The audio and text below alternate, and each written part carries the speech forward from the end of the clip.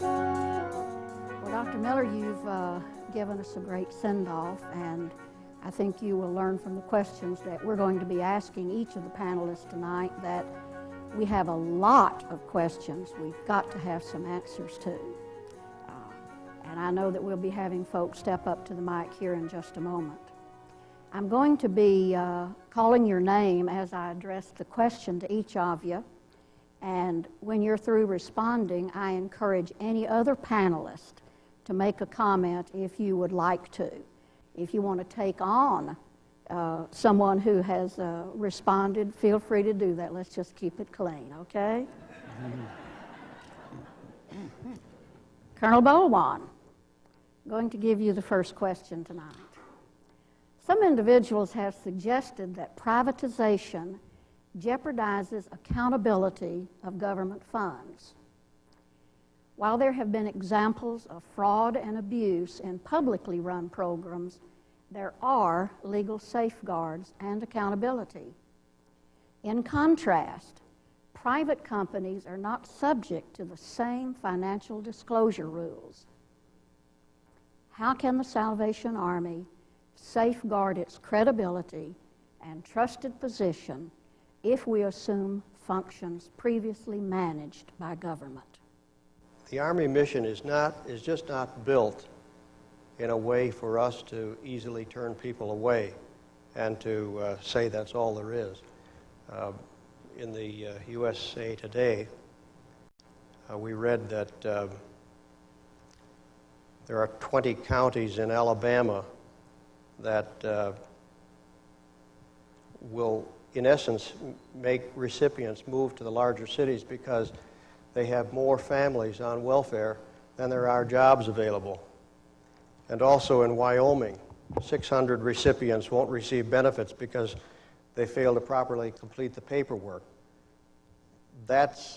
Somebody's going to have to deal with that. And if we are to be a contractor, I think that we need to talk about those kinds of emergencies. Can I ask you to pause there? Because Sure. I think some of your questions are so critical that they are going to be asked of specific panelists. And I think we can get those answers, because I hope you were not asking me. Well, I'm just throwing it open, but if you want to pause there to go on. You threw a lot out, believe you me. You asked me for an answer.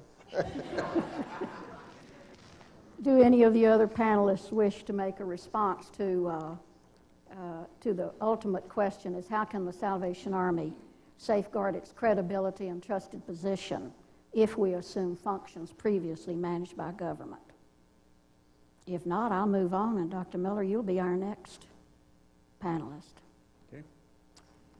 Okay, Texas has never been generous with its welfare spending. With changes in food stamps, job training, the old AFDC, and child care, I fear a severe impact on my community and my own program. How can the state shift its responsibility to me as a nonprofit provider without compensating me for the additional demands that I'll be facing through increased services, staff, and cash outlays? I think it's a good question. Let's first understand the numbers a little bit, and then we have to acknowledge that we are not sure what the state's going to do at this stage. But when I mentioned to you that Texas is going to receive around $485 million, okay, the $485 million is, being a little more detailed now, each state has the opportunity to choose 3 options of what they receive.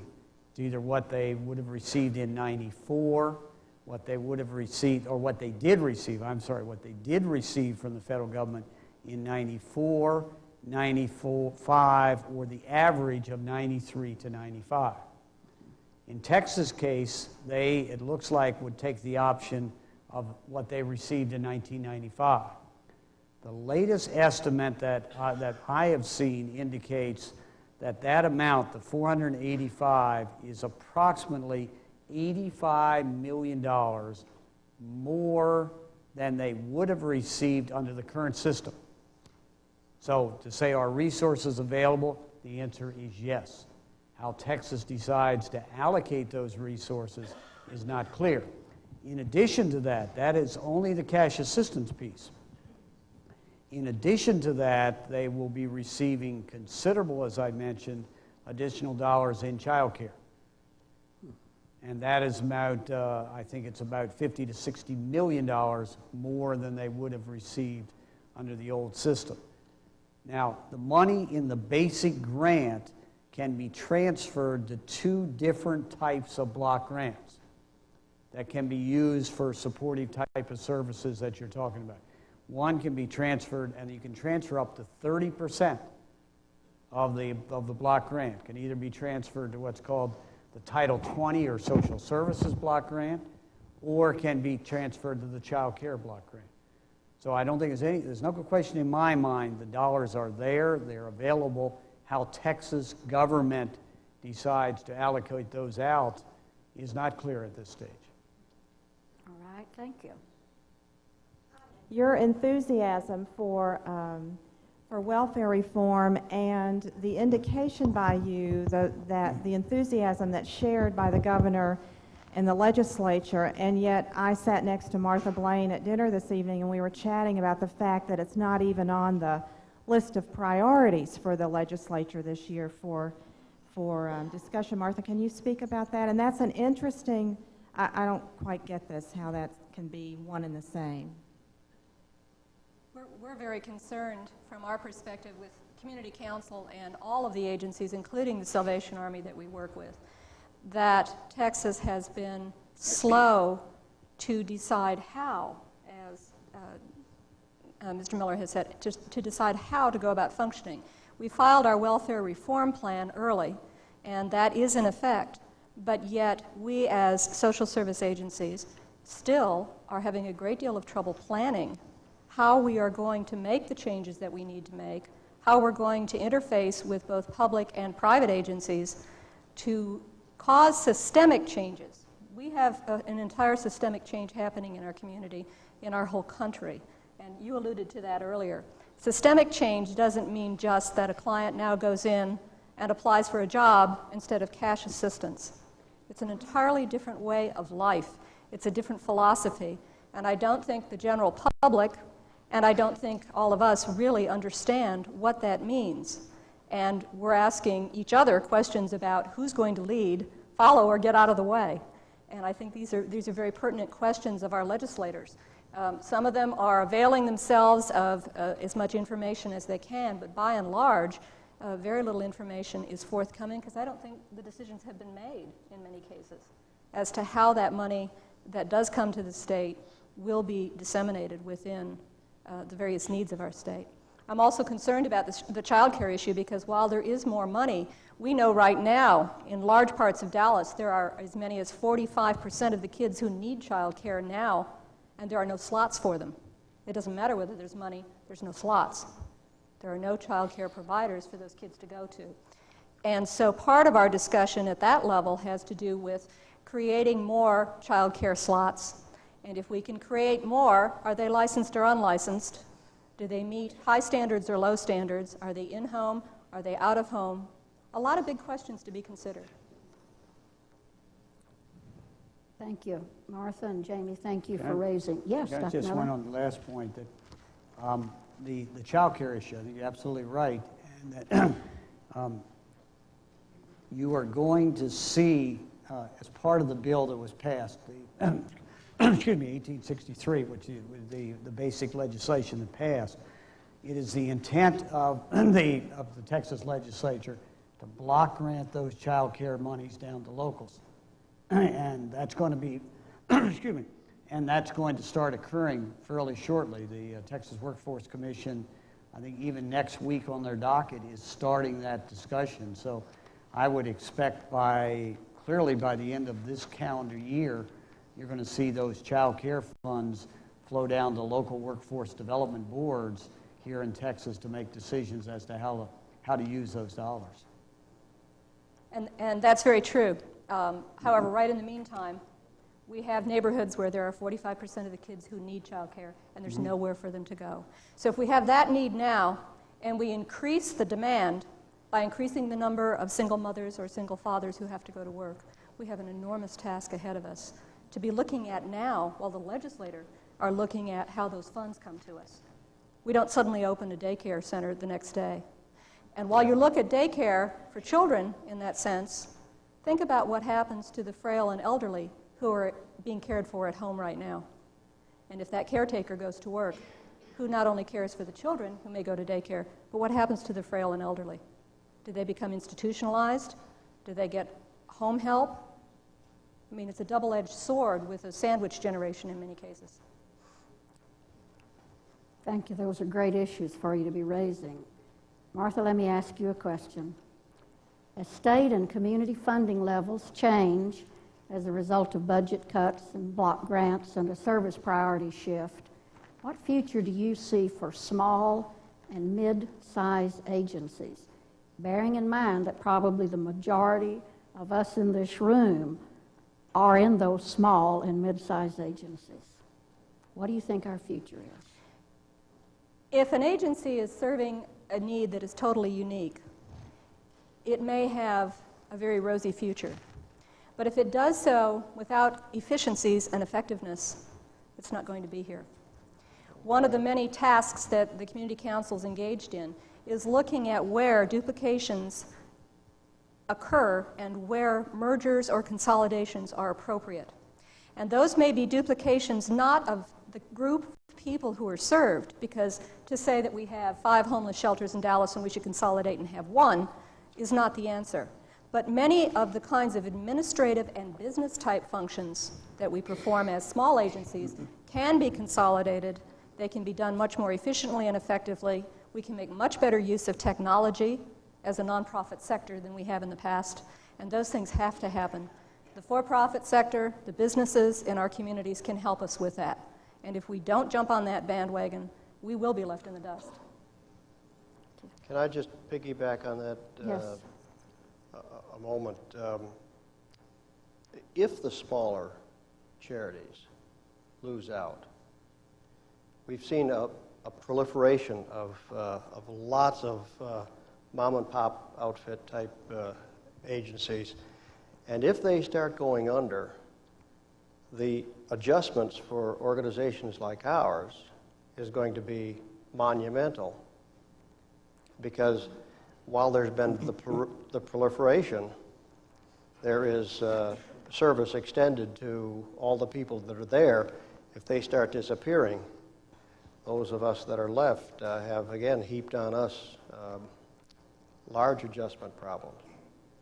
Great observation. Ann? I'd like to piggyback on that as well. I agree with both of you, and part of what I'm going to be focusing on tomorrow is looking at what sort of benchmarks we can see in our communities to help nonprofits determine whether or not a certain service or a certain cluster of services are programmatically effective, cost-effective, and they meet changing needs.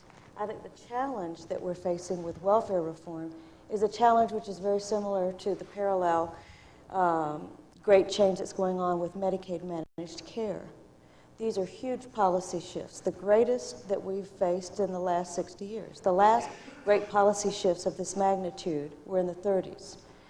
Therefore, the size and scope of these changes is monumental. Many nonprofits now that have budgets of less than $1 million have a cash reserve of 3 months or less. And there are a number of competencies that they do not have that are needed in a changed environment. And I think that's going to be our challenge, and I agree with you. In every community, there's the Salvation Army, and there are a few others that you can look at that are pretty much leaders in communities. And those agencies will have a great responsibility. Thank you. Lieutenant, we have a question. Yeah, I just had a question. Last year, during the Democratic Convention, there were several key Democrats that were going around talking about that once Bill is reelected, he'll fix the bill, the welfare reform bill. And I just wanted to know, what is it in the bill that needs to be fixed? And is this something that's going to happen, and how will this affect all of the decisions that are made? I do not believe that there will be any, I don't want to say there won't be any tinkering, but I do not believe that there will be any significant changes to the bill. You did not hear any major things said by the President today in his inaugural on this issue. The leadership in the House and the Senate have basically said we want to let this bill work for a couple years. So I would be very surprised to see any significant type of changes occur in the welfare bill. You know, somebody else may have any different views, but I don't think there will be any. Well, just to clarify the issues as I understand them, that the President and some of the Democratic leadership were not at all pleased about the harsh reductions in food stamps and made promises to revisit that, and also to ease the impact on immigrants. It's pretty difficult right now on immigrants, and particularly in states like Texas and California. California, for example, has 40% of their welfare load are immigrants. And what's going to happen to them? They've been cut off of SSI and so forth, and the federal regulations suggest that they need to be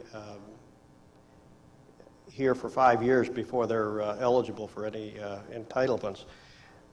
I too agree with Dr. Miller. I don't think that the 105th Congress will get to that. I think there's a number of people that say we've made a monumental step forward. Let's take a look and see what happens. But I am encouraged, at least, that there is the recognition that perhaps if things don't go as well as we planned, that there will be a revisiting of that. At least I live with that hope. Yeah. There is a specific provision in the bill that requires Congress to take another formal look after a couple of years in the bill, which I think is a good provision in that bill.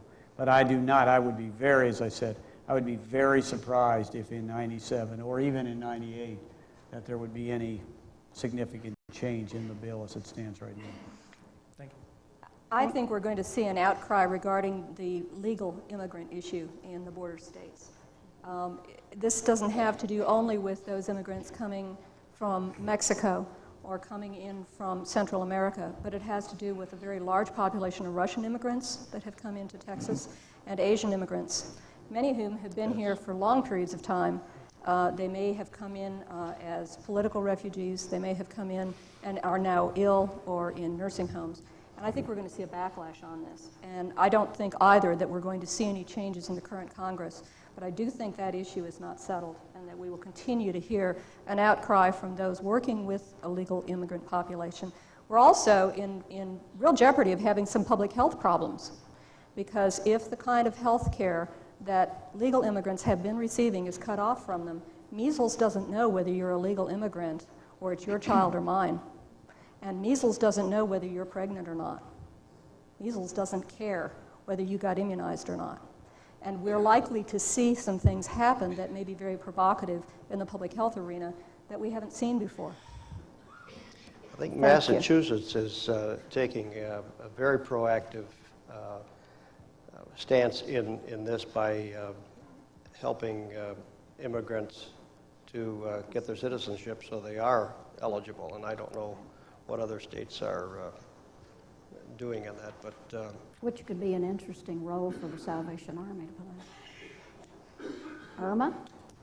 I think this question is basically for Colonel, but the others might have an opinion.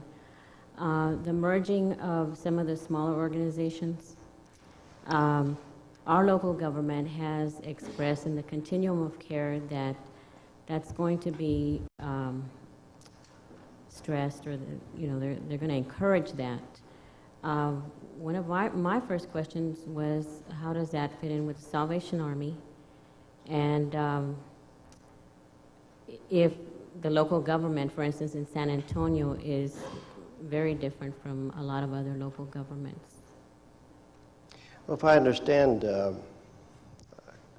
correctly, I think it's very much within the keeping of Salvation Army mission to start where the need is. It's also a good social work policy, but not to end with the basic services. There are some people who can be given a very small amount of assistance, and that can springboard them into in the direction that we're talking about in self-sufficiency and getting a job and getting back to education and so forth. There's other people that have stubbed their toe and been trapped, and getting them out of that is not as easy as saying you must go to work, or here's a bag of groceries for a week or so and 3 or 4 nights lodging. We possibly are going to need to get into training, work training, work placement, support groups for people who are re-entering the workforce. Many of the people that we work with are a long ways from self-sufficiency because of their own self-esteem and their own lack of preparedness, their own lack of skill, their own lack of education, and so forth. And I think that many more of our Salvation Army units need to be moving into a continuum type of service as opposed to the basic meal and lodging.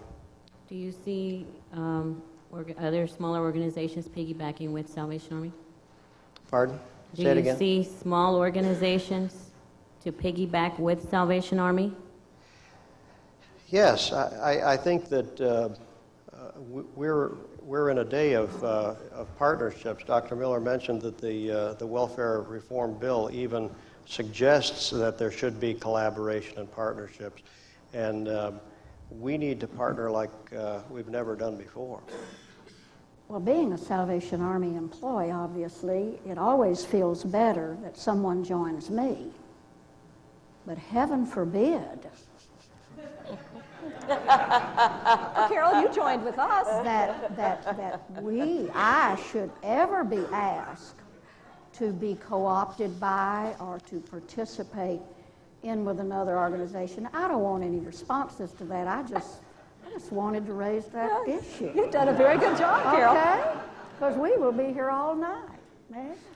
Yes, using our current community contacts such as advisory boards and our corporate partners, how should we approach our corporate partners for assistance? Should we be more interested in looking for job partnerships to get our clients into jobs, or do you think we should be more interested in looking for more financial assistance to support our programs? Have you got a particular person you'd like to address that to? Whoever wants to take it, Ann? I'll I start. think it's, Oh, go ahead. okay. Right, then I will come in. I think it's a both and, because it's going to depend on the location, what the situation is, and who your corporate partners are. There are certain corporate partners that might never actually get involved in job creation, job training, shelter, housing, directly or indirectly.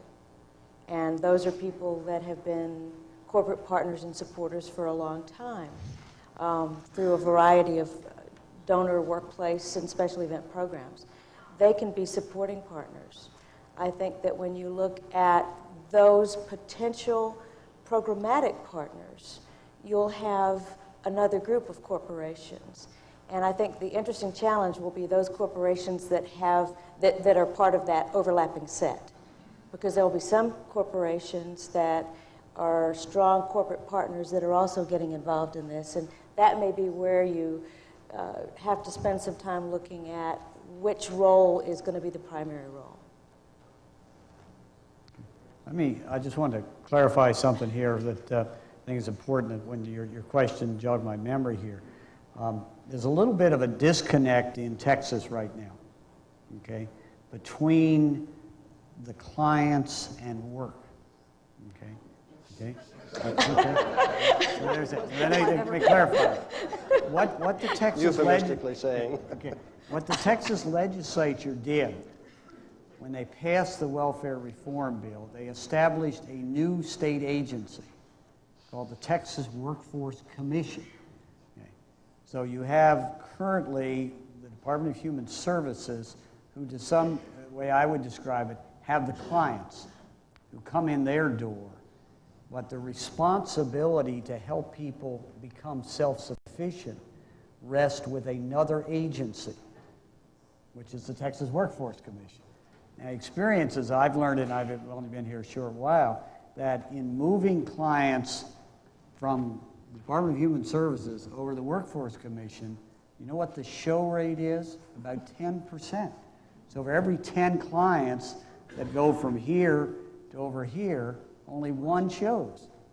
Okay. Now, in addition to that, and why this is so important, is I mentioned child care, but all of the workforce funding, not the TANF money, not the administration of the TANF money, will be block granted to local agencies.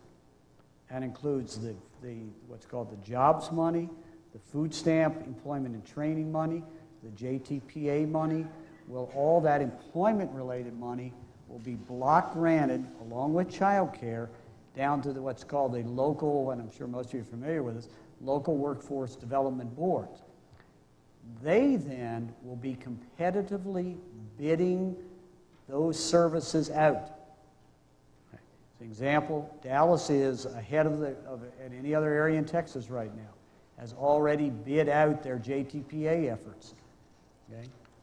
Fortunately, my line of business was successful in that activity. They were going to be expanding that contract to food stamps and the jobs program, which is the training money for AFDC clients. So you have, again, the importance of local relationships is very, very important for people to understand, because those decisions will be made locally as to who will be responsible for delivering those employment and training type services. And that'll have an impact, I think, on your question of your corporate people. Some of those sit on those local workforce boards. There are many business people who are just beginning to understand what welfare reform means. And that I think there is a real opportunity in education, as you described, with respect to the jobs piece and the basic social services piece. Thank you. I think it's very important that two other legs be added to that two-legged stool, and that is our advisory board members.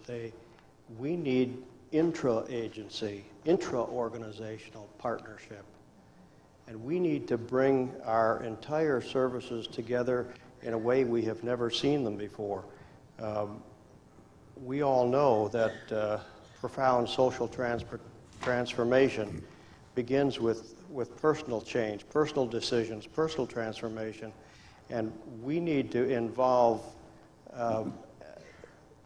all of our entire core activities, partnering between our entire self, if you will. Social transformation begins with personal decisions, and personal decisions begin with inclusion, an offer for people to be involved in the entire warp and woof of what the Salvation Army local unit has to offer. So now we got a four-legged stool. Meg, thank you. And this is a good segue into a question that we have for you. And I think Meg raised it very well. As government funding decreases and current welfare recipients increasingly turn to nonprofit agencies for material and financial assistance, those agencies will be forced to go more and more and more often to donors and foundations. It seems a possibility that there is an ethical question to be raised here. How do we tell the community that we need these extra funds because we're now providing financial assistance to individuals who have previously been served by public agencies? I think it is a profound question. And I think it's both a theological question and it's a sociological question. That's why we gave you the question. I see. Okay. For the last 60 years, until the welfare reform was enacted, there was a belief that there was a social contract that we had with our three-part system. There was the private sector responsible for employment, for providing jobs, and that sector made money, paid taxes, and provided social good from that. But oftentimes, as Jeremy Rifkin talks about in his book, No More Work, is a derivative. Most good businesses, if they practice good business practices, are not going to do things that run exactly counter to the social good. It's not a smart thing to do. But that's the primary purpose of that sector. The second sector, or governmental sector, is responsible for protecting the good and the welfare of the people. The way we've defined that over the last 200 years has changed, as our social fabric has changed, as our economy has changed. But at least with the Roosevelt administration and the development of the New Deal legislation, which served as the fabric for our work for many years, the concept was that we would provide a social safety net and that there was a social contract the government had with the citizenry. The third sector is the nonprofit sector, and the third sector's responsibility is providing goods and services to care for, to provide charitable services, to care for the needy. And in exchange for that, there is a tax benefit. What we have done is blurred the distinction between all three sectors in our Medicaid managed care changes and with welfare reform. And I think there will be a period of 5 to 10 years of a shakeout. We are moving forward with great speed.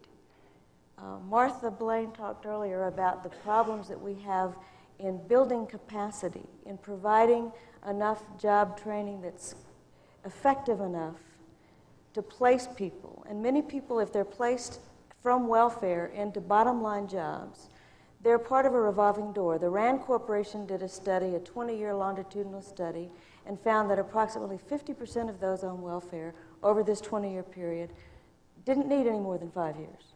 But almost 50% did. And we can cut numbers lots of different ways. It depends on what slice of time you use, what your sample is. But I think what we're looking at is a potential for having a lot more people fall through the cracks as we bring up this new system. And clearly, we have had many flaws in both our health and our welfare systems. And I think it's clear that we could not continue the way, we couldn't continue on the course that we were on. We would have crashed the car very quickly. But on the other hand, if we have a situation where our communities are not well informed, and they somehow believe that people will be able to make a transition and many can't, if they somehow believe that our nonprofit sector will make up all of that gap, nonprofits are going to lose about 25% of their government funding between now and the year 2002, according to a study by Independent Sector. So our communities may be expecting certain things that can't happen. The dollars won't stretch that way. And ethically, the nonprofits are the ones that will be in the hardest spot, in the greatest squeeze, trying to make that ethical decision of triaging which clients they can see and which ones they can't. When before it was the government's role, and I don't know that we have created a line that will stay in this one place, but it's a great shift with really very significant consequences. Thank you. Major Gonzalez? I have 3 questions. Jerry, a moment ago you mentioned that Lockheed was meeting with 18 states. Can you name those 18 states or tell us those 18 states? You want all of them? No, yeah, that's number 1. Let me get my questions, then I'll sit down. Number 2, what programs or services do you see the Army doing or providing? And number 3, if Lockheed is successful and is awarded the contract in Texas, explain how this will work. How will you subcontract out to the Army? I don't know. Can you explain that to us, please? Thanks. You sure want me to go through all these states for you? Okay. I may not get them all here. I'll just try to run through the list where there's discussions underway. Massachusetts. I'll just try to go around the country. See, I may not get exactly 18. Massachusetts, New York, District of Columbia, Maryland, North Carolina, South Carolina, Florida, Michigan, Wisconsin, Texas, Oklahoma,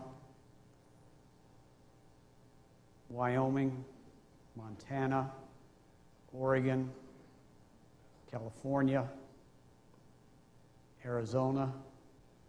How many is that? 16. That's pretty good.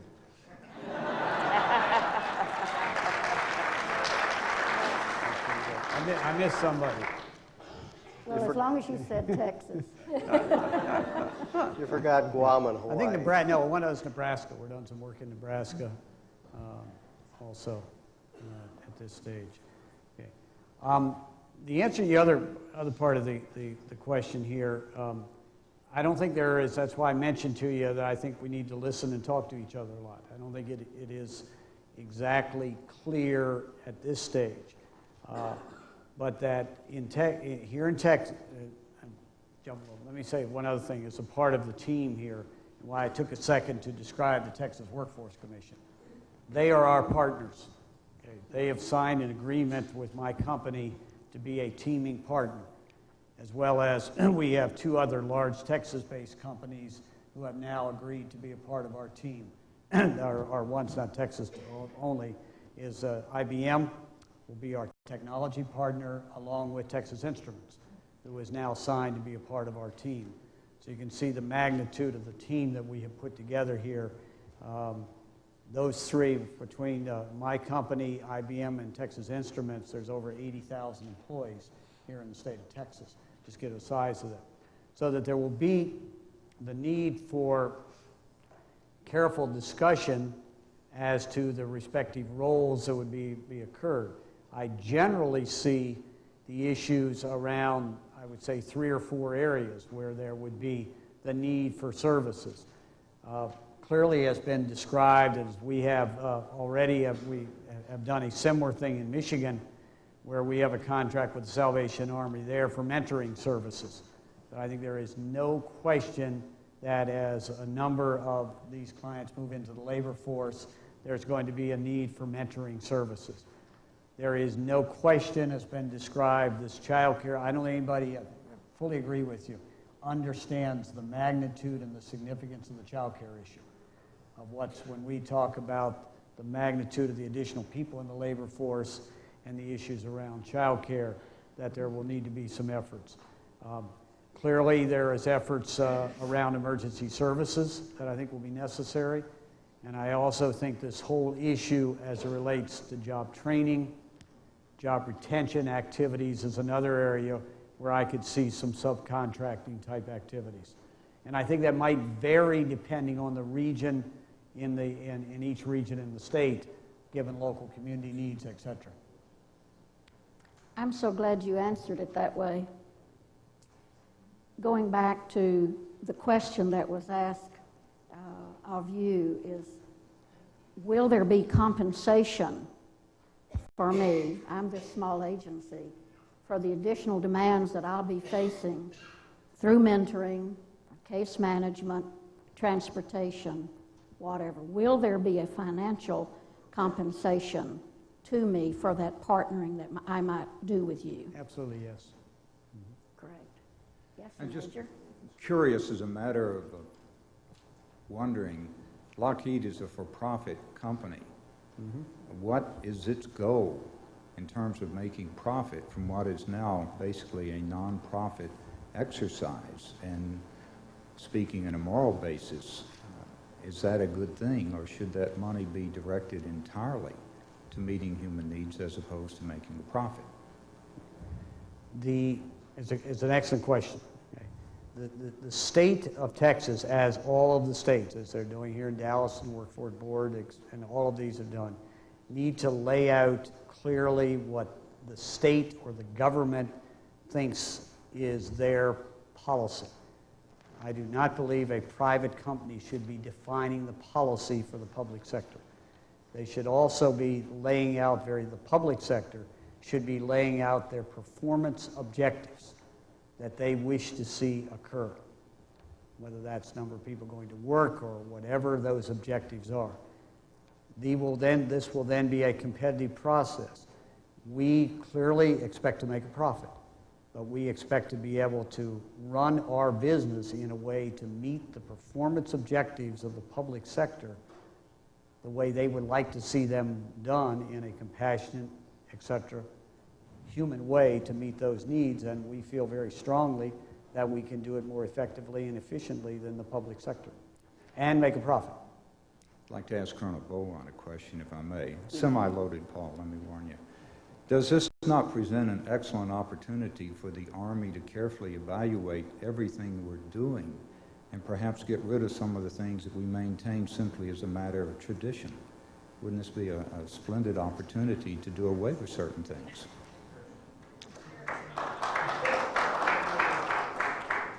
That's all I have to say about that.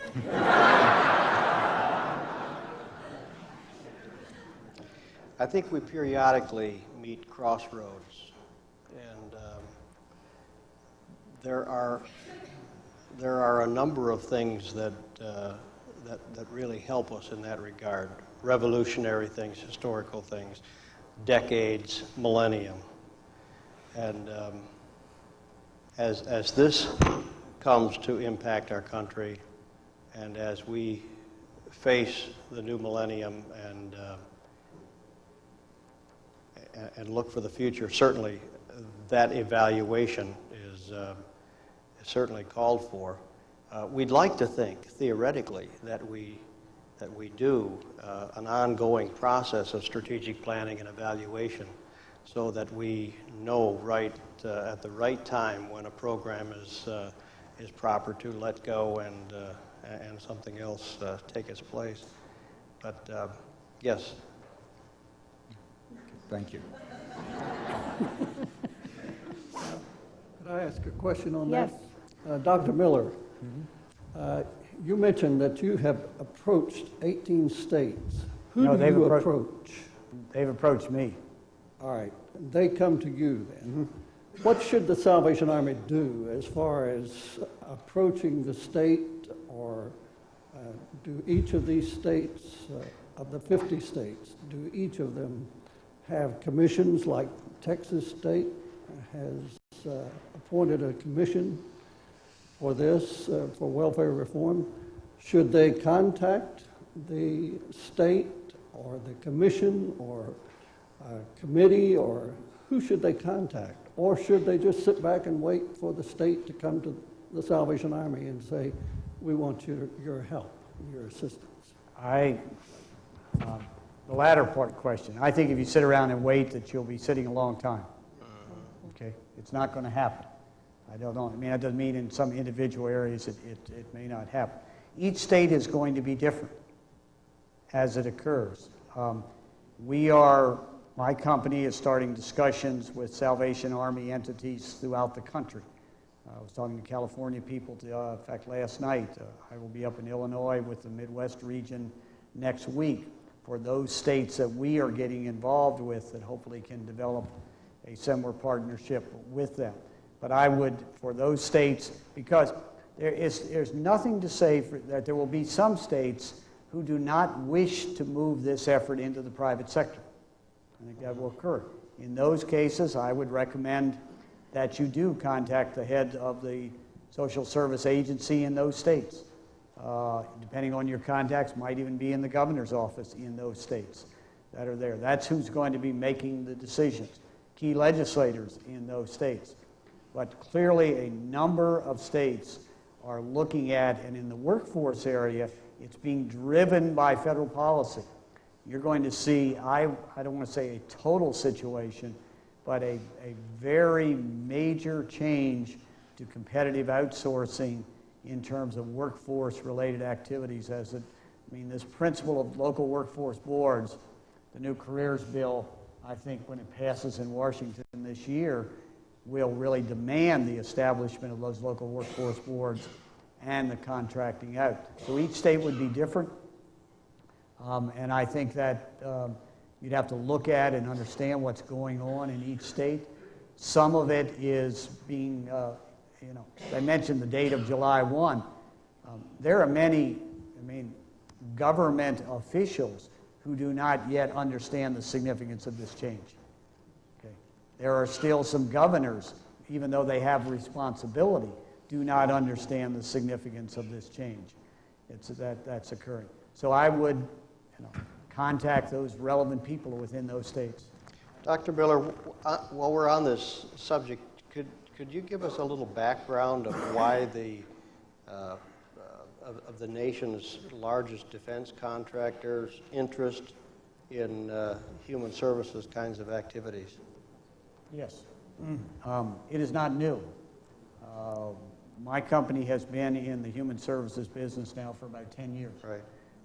In the child support area, being the largest area that we're involved in. We have a number of contracts, not in my line of business, in the child welfare area, where a number of states are totally privatizing their child welfare system now. Kansas just went out for a bid. South Carolina just went out for a bid. So we have been in this business of human services activity for about 10 years. The specific company that I am involved with is what's called Lockheed Martin IMS company that we're there. But we've been in the business and felt, given the nature of this sea change that's occurring in welfare, that to establish a new line of business. But our basic philosophy is one that we believe and see a problem in government, and we think we can help them do a better job. That's what our philosophy is about. Thank you. Major? A follow-up to the question Major Gonzalez asked earlier. What will we be actually doing out on the field? Will there be a change in the kind of services that we deliver? And also, will this affect our FEMA funding in any way? What ramifications are of that? Will FEMA come under this? And then thirdly, I believe we've said that there were local work boards that were going to contract with the different agencies. What assurances do we have that there won't be politics involved in that?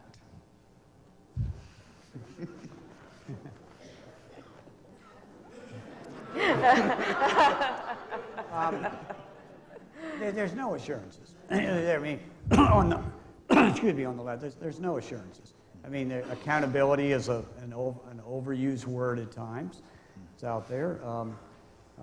I think the only people that can assure that are local people, and to judge the accountability of whoever is the successful contractor that's out there. Doesn't mean that it wouldn't occur, but there's clearly some risk to those local. The magnitude of this is not little small contracts anymore. This is a big activity that's out there. And so there's some real risk of them, quote, playing games with a favored contractor. That doesn't mean it won't occur, but there's some real risks that are out there. And on the FEMA, will there be any changes in that?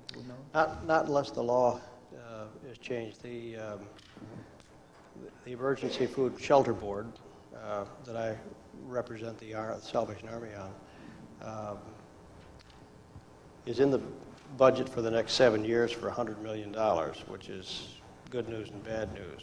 In 1995, we got $130 million that we distributed throughout the states. And last year with the close down of government, we had a real difficulty. We got 60% of the money that was to come to us to spread out, and then there were some who, on Capitol Hill, that we had to educate.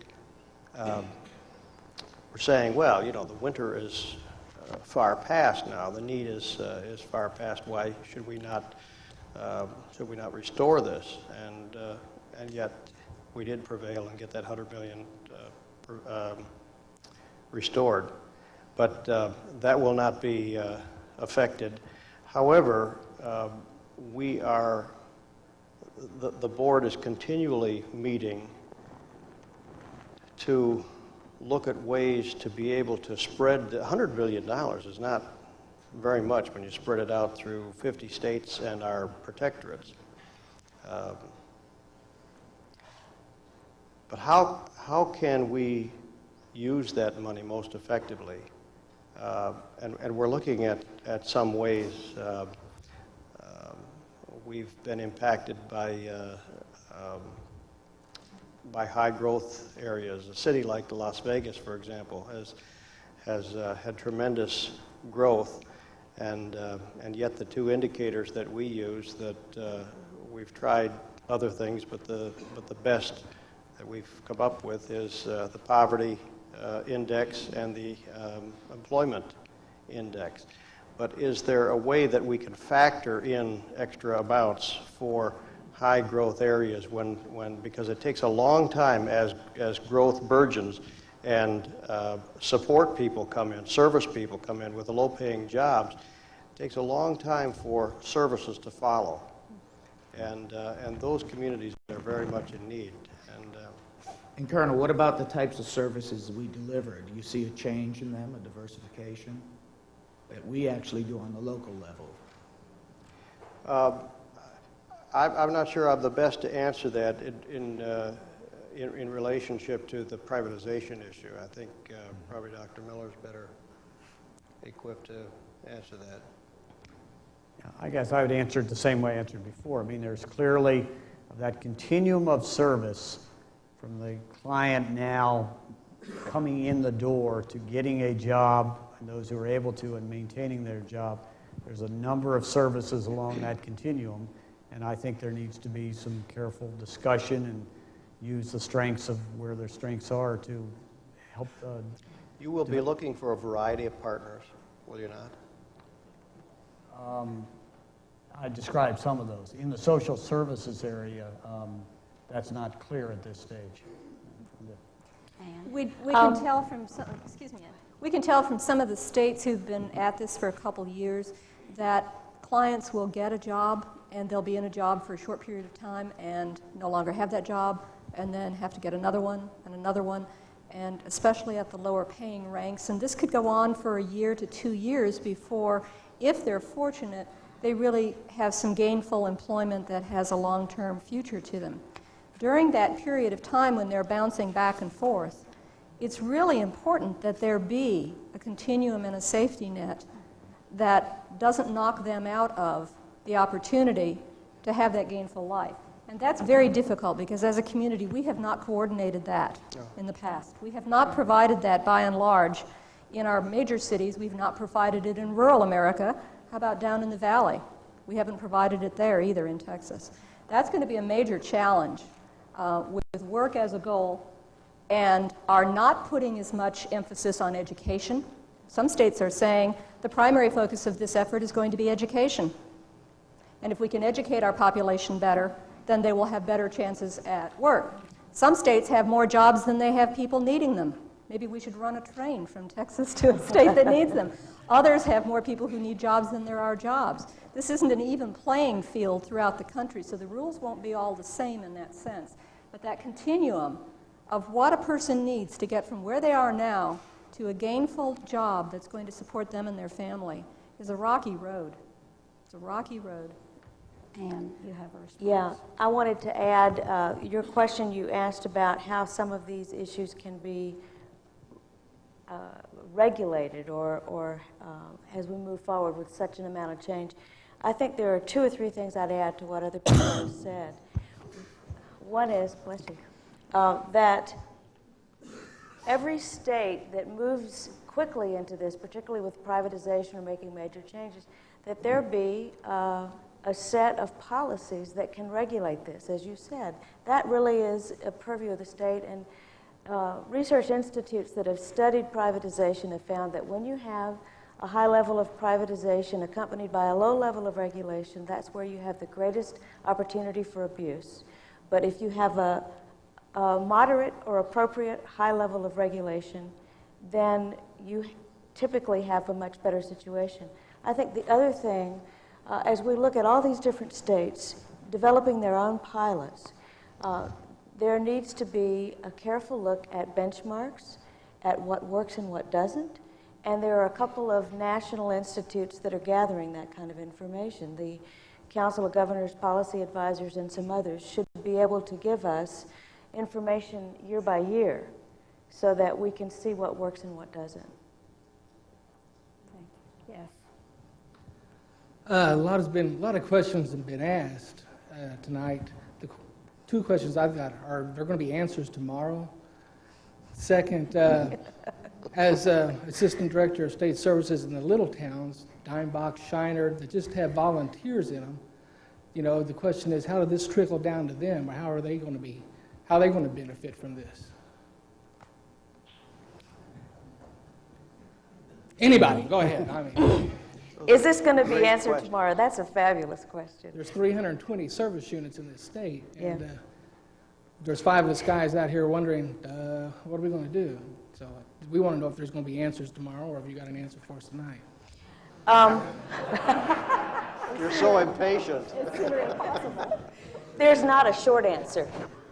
Tomorrow the focus is on looking at what's happening, analyzing these changes, and developing some very practical tools to deal with them. So yeah, there will be some answers. Will those carry you all the way? No, but they're very practical answers. I think the biggest challenge that we see with these changes are that the smaller counties, the less populated areas, have a harder time. And unless there are districts created, unless we create some mechanisms that really spread this out, you will have a harder time. And I think we're creating a playing field that's putting a new level out there for the capacity required simply to stay in business. Will the Department of Human Services go out of existence eventually? If we are successful as we expect to be, the answer to that would be yes. Okay. Thank you. Let me give one answer to your question, and that is that more than ever before, the Salvation Army's got to be at the table. If the Salvation Army in those 327 service units can rally people around the issues to give ideas and concerns to your legislators, that's the way that service is going to get to those small towns, and the poor, weak, and vulnerable are going to be served in the best way. I can't restate that or overstate the importance of our being at the table. Recently, we wrote letters to the county judge in every county in Texas. Now, each county is supposed to have a workforce commission. What we are doing is that we are writing each county judge, reminding them that we have local Salvation Army Advisory Board members, council members that are eager to be a part of the workforce commission. And I'm hoping in the next few weeks that we will get some response from some of these judges that we'll be able to share with the people from Texas. Well, that's one way that the Army can get involved. Yeah. Let me just clarify that, somebody may know better than I think there are 26 or 27 workforce boards of consolidating this county. Yes, sir. We've been talking about the privatization of government functions. I'm just wondering if there's another side to that, if there isn't going to be a governmentalization of the private sector. And I think that's one concern maybe we should have if people see the Salvation Army taking over a role and being paid for a role previously carried out by the government. How will the general public look at us in terms of charitable giving? Will they say, hey, well, they're being paid for that? Why should we continue to support them as a charitable organization? Is that a genuine concern? The Salvation Army last year raised by itself, I believe, about 60–70% of its entire 1.5 billion, the corporate totals. And out of that $1.5 billion, we received about $230 million from governmental contracts. The Catholic Charities is a little larger than the Salvation Army, about $1.7 billion agency, and they got $1.2 billion from the government. Now, they don't raise nearly as much as we do. So it's the independent sector has said that when this big opportunity comes to before us all, and there's been a great deal of expectation on the part of the charities.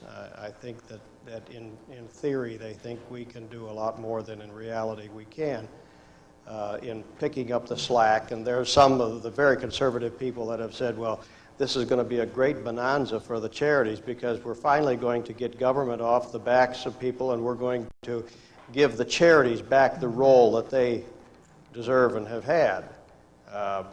And where's that $200 billion difference going to come from? But we've got to keep clean. And I think when we're asking questions of involving ourselves with a privatized company, will we be an extension of the government? Will we be able to keep our identity, our flexibility, and who we are? I think those are important questions. I've noticed in the times I have talked with government groups, one of the things that they'll tell me, they say, you can get the volunteers because you're a charity. Nobody's going to volunteer to work for the Department of Human Services. And they say that's one of the reasons you get the volunteers and people donate things to you. It's because you're not in our position. They don't see you as the government. But I just wonder if we aren't we have about some risk there in that we do suddenly begin looking like the government. We have at the current time about 3,600 officers, about 39,000 employees, and about 1.75 million volunteers. So we are successful in getting volunteers. We need to do a better job of administering. I've got to say this for my wife, the national volunteer consultant, but we've got to do a better job at administering and pulling in volunteers, because the volunteer corps is out there. They can render excellent service, and they can be of great help to us. Thank you. Thank you so much. The moderator needs to begin to wrap this up, and I will have a question for... The moderator's boss asked me to ask a question first. You're in trouble, boy. I understand that. Go ahead. You and ask your understand? question. Yes, sir. One of the questions we do have is, how will these funds flow? Can you give us a description of that flow of funds from the federal government to the state government to the private company to the local charitable organization to the needs of those out there? Can you give us some sort of picture of how that's going to work, or how that's the best I can, yeah. Again, the block grant in cash assistance and administration of that will flow to the state. It's an allocation, and in essence, it's an entitlement to the state that they will receive. That's also true in the child care dollars. The workforce money generally will flow through the state to the local workforce boards, who will then contract, and there would be a contract with a local company here in Texas. Maybe it should be described. There are three primary, I mean, it's not a question of if, it's a question of who. There'll be, in the procurement here in Texas, there are three major competitors. That's my company, there's EDS, and there's Arthur Anderson, who would receive. They would then get a contract from the state to administer, remember I said the performance that the state wants, would then be the responsibility of that contractor, who would enter into subcontracts with other entities, one of those being the Salvation Army, for types of services. As example, on our technology side, we would enter a subcontract with IBM, who will be delivering our technology side of it. So it would be a subcontracting arrangement. Did that answer your question? Yeah, okay. Well, it's obviously clear that we've got more questions than we have time to ask. And I appreciate all of the questions that have been asked from the floor. I do have a question to ask each of the panelists, and I will, if you see me kind of do this, that means you don't have any more time to answer that question, or they're going to turn the lights out on us. But Martha, I want to start with you. While we may not all agree that public agencies treat everyone humanely, there is at least a guarantee that applicants and recipients have equal access to service, have continuity of service, and are protected from discrimination. There is concern that private vendors of public service would not be able to guarantee equal access and treatment. What sorts of guarantees should taxpayers expect if private companies administer public welfare programs? Should there be a required fidelity bond? What legal protections should be put in place before a change in administration occurs? One of the interesting considerations along that line is, what if the contractor goes out of business or stops providing the service? We assumed that our government agencies were going to be there for better or worse, and we've been through better and worse. But private companies do come and go. They get bought. They change their name. I mean, who knows a bank that's the same name as it was last week? Who knows what the money is that it was last week? I think that in some of the assurances that our state asks for from any private contractor, these issues have to be dealt with. As public sector and as nonprofits, we deal with a level of trust. The money that we are using is not our own money. It is not our money to invest for our own profit. It is money to invest for the public good. And that's a different kind of an investment than a private company has. There is a lot that we can learn from and profit from private companies working with us. But as Ann said earlier, we're talking about blurring some lines here. And those kinds of assurances that, for instance, if one of the criteria for success in reducing the welfare rolls is the number of people who are no longer on the roll, then there's a lot of ways to get people to go off the welfare roll that may or may not accomplish something good in their life. And we somehow have to deal with that issue so that Lockheed can make a profit and do good work for us, but that we don't end up 10, 15 years from now with people who are off welfare and are literally in the street. So part of the assurances that we have to ask for and deal with up front are those very hard questions. Very hard questions. Thank you. Can I just say one thing? That my understanding is, to your question, that the state of Texas is talking a fidelity bond of $250 million as part of this procurement. Great. Feel better about that. Colonel Bowen, this is a good Salvation Army question. If permanent, unsubsidized employment is the ultimate goal of the Welfare to Work program, it is critical that standards be set to protect both the applicant and employer. And I'm also going to refer to community service issues as well. As an example, any placement should be agreeable to both parties. Fringe benefits should be the same as those provided other employees. No supplanting of existing staff should occur. No educational or job training should be provided unless all employees are eligible.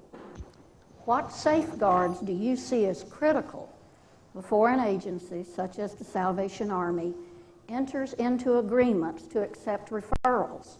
Do you see state monitoring of placements as one of these safeguards?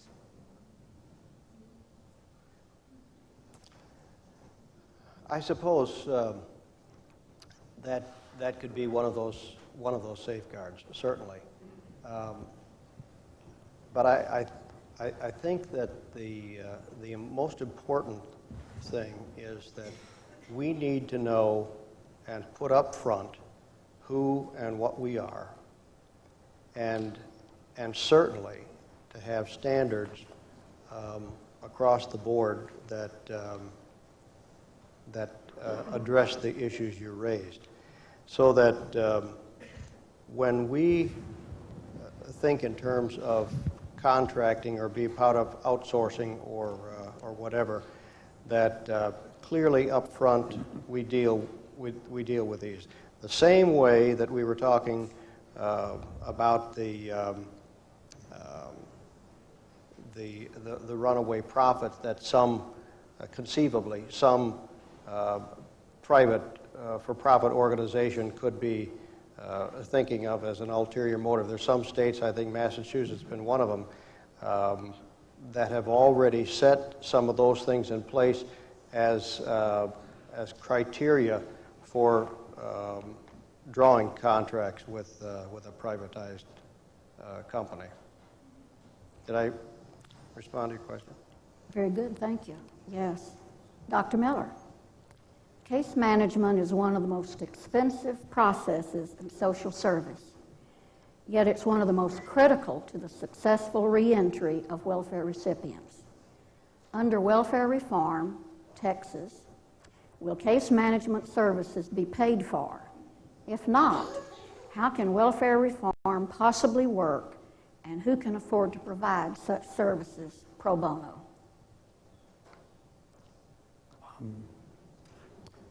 I can't publicly describe here all of our solutions that we're going to be bidding here, but I can say that I think you should be encouraged. Excellent. Excellent. I'll buy one share in your company.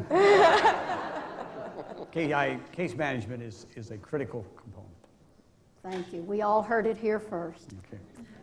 And with so many unresolved issues in welfare reform, the loss of entitlements, food stamps, housing, child care, and no guarantees that life is really going to be better during or after the transition, is it unethical or immoral for a church-based organization like the Salvation Army to embrace welfare reform without knowing what alternatives are out there?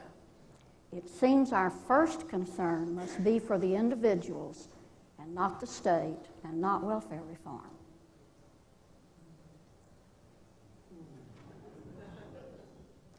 I have another question if that's too hot. Yes. Well, we're going to earn that reverend title tonight, huh? In 30 seconds or less. I think that the role of the church may well be one of the most powerful roles in this transition, because the Salvation Army, along with other faith groups, are critically needed to serve as a moral compass.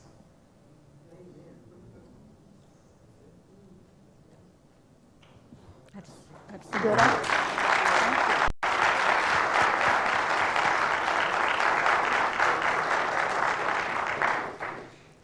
Well, panel and participants, I want to thank all of you for your participation. And I think it's been said in different ways, but if indeed welfare reform does mean that we are on the threshold of a new way of life and a new way of looking at things, I encourage us to make sure that we know the foundations that undergird it, that there is solid footing before we step too far out. Thank you. Yeah.